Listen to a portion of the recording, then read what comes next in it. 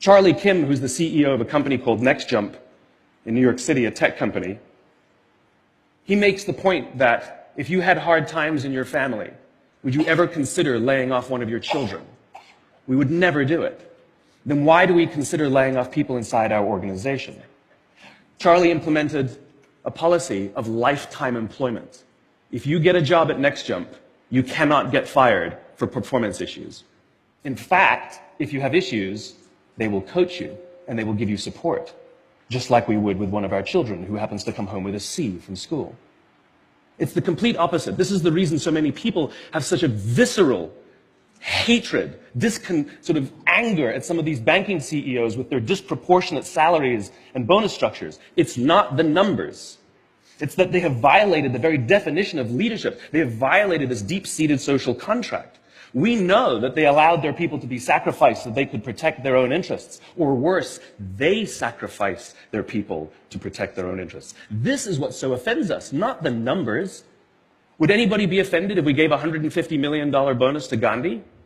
How about a $250 million bonus to Mother Teresa? Do we have an issue with that? None at all. None at all. Great leaders would never sacrifice the people to save the numbers. They would sooner sacrifice the numbers to save the people. Bob Chapman, who runs a large manufacturing company in the Midwest called Barry Waymiller, in 2008, was hit very hard by the recession, and they lost 30% of their orders overnight.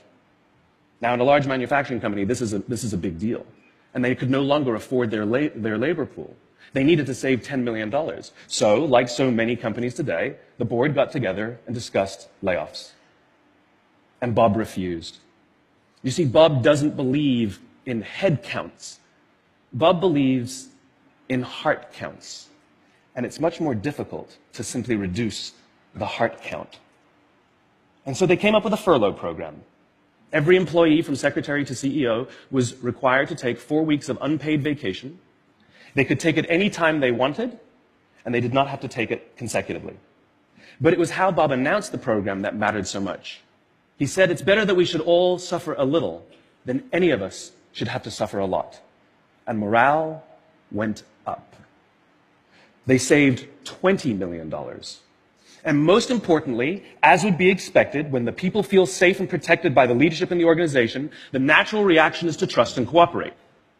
And quite spontaneously, nobody expected, people started trading with each other. Those who could afford it more would trade with those who could afford it less. People would take 5 weeks so that somebody else only had to take 3. Leadership is a choice. It is not a rank. I know many people at the senior-most levels of organizations who are absolutely not leaders. They are authorities. And we do what they say because they have authority over us, but we would not follow them. And I know many people who are at the bottoms of organizations who have no authority, and they are absolutely leaders. And this is because they have chosen to look after the person to the left of them, and they have chosen to look after the person to the right of them. This is what a leader is. I heard a story